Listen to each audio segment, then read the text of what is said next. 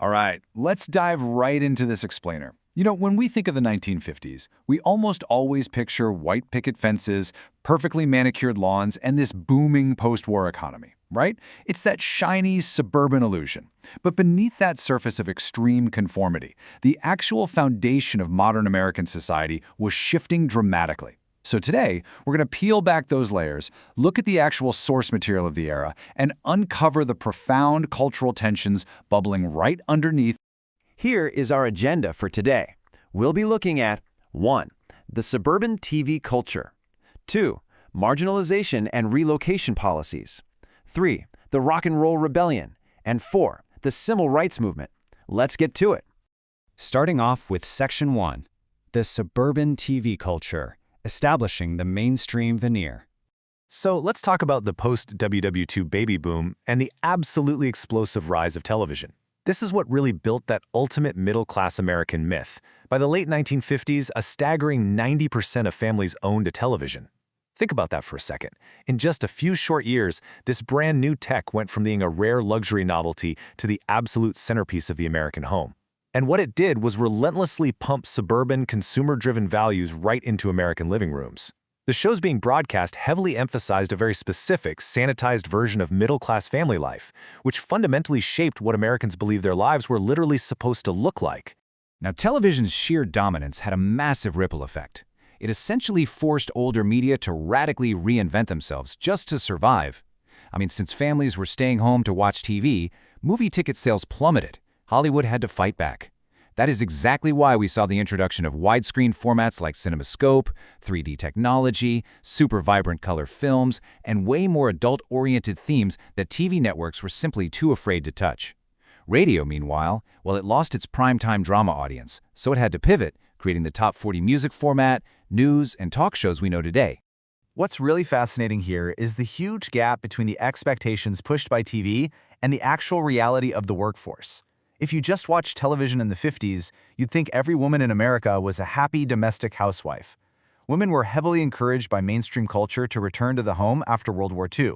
But take a look at the reality on the right. By 1955, female employment actually exceeded the peak levels seen during the war. So the myth of the era simply did not match the data, not even close. Moving right along to Section 2, marginalization and relocation policies, the realities of the left behind. Stepping away from those shiny new suburbs, we have to look at the harsh realities for the folks explicitly excluded from this mid-century American dream. While the suburbs were booming, urban centers faced a policy known as urban renewal. Now, on paper, this sounded like a positive step to revitalize cities, but the reality, it was devastating. Whole neighborhoods were bulldozed to make way for new commercial buildings and developments. This practice largely targeted rundown areas and, as a direct result, forced countless minority residents out of their homes. It totally intensified housing segregation and deepened racial inequalities in the process. We also see this dynamic play out with the federal government's Native American relocation and termination policy. The government was trying to assimilate Native Americans by moving them off reservations and into cities. The promise? Jobs, housing, and education. But the reality they actually faced was extreme job discrimination, terrible living conditions, and this profound cultural disconnection. It created generations of entrenched urban poverty. Yet, fascinatingly enough, grouping these diverse tribal members together in urban centers unintentionally sparked a powerful new wave of pan-Native American activism. That activism would really go on to define the decades to come. Which brings us to Section 3, the rock and roll rebellion, the cultural crack in the foundation. While all that policy was disrupting lives, a literal cultural earthquake was brewing among the youth. Rock and roll wasn't born in a vacuum, It was this incredibly dynamic fusion of diverse musical traditions.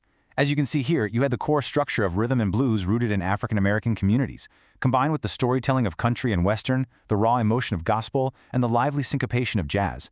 What makes this so historically significant is that it created a massive cultural crossover during the absolute peak of segregation.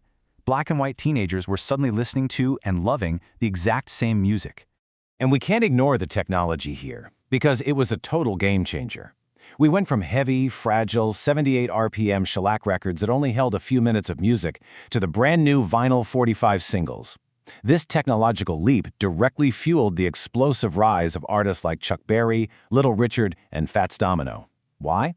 Because teenagers could suddenly afford to buy their favorite individual hit songs cheaply. It empowered youth culture economically, creating a massive new market driven entirely by what teenagers wanted to hear. Of course, every action has a reaction, right? When songs originally by black artists, like Big Mama Thornton's Hound Dog, were covered by white artists like Elvis Presley and reached the mainstream, well, it terrified the conservative establishment.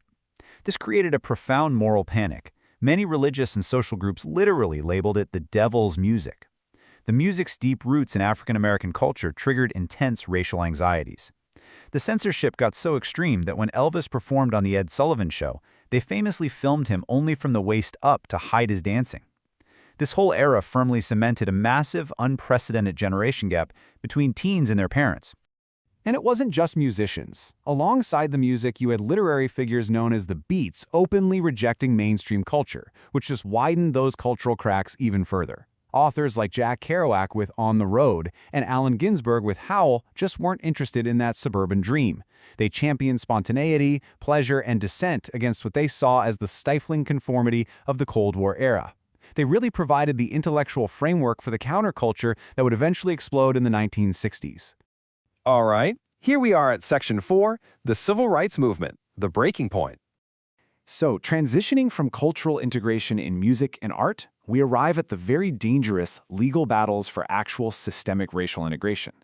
Looking at the sources impartially, it's clear segregation was a nationwide system.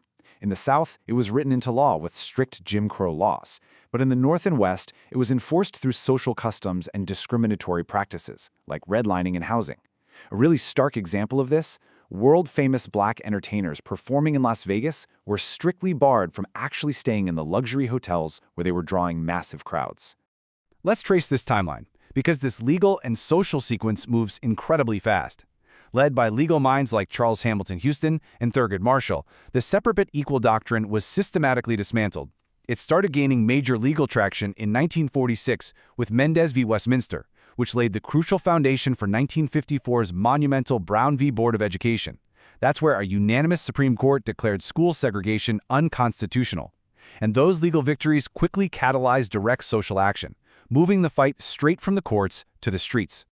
Now, here's a detail I really want to highlight. The popular myth is that Rosa Parks was simply a tired seamstress who just refused to stand up on a bus one day. Actually, scratch that. The historical reality is far more compelling. She was a deeply dedicated, seasoned activist. Her arrest was the spark, absolutely, but the year-long boycott that successfully integrated public transportation in 1956, that was a highly organized, strategic marvel. It proved the incredible power of nonviolent resistance and launched Martin Luther King Jr. as a national leader. Naturally, this push for civil rights was met with fierce institutional pushback. In 1956, lawmakers released the Southern Manifesto, formally denouncing the Supreme Court's mandate as judicial overreach. Rather than integrate, some districts literally closed their public school systems entirely while using public funds to open private schools for white children. We also saw a very calculated resurgence of Confederate monuments and Confederate imagery being added to state flags as symbols of defiance. By the end of the decade, you basically have two completely incompatible interpretations of freedom colliding head-on. For Black Americans, the civil rights movement was about achieving the fundamental American promise, equal access to political and economic opportunity, and liberation from systemic dehumanization. On the flip side, the Southern Manifesto and subsequent resistance argued that freedom meant the right to preserve what they considered traditional racial hierarchies and state sovereignty. These two distinct definitions of liberty simply could not coexist. And this wasn't just a domestic issue. The whole world was watching.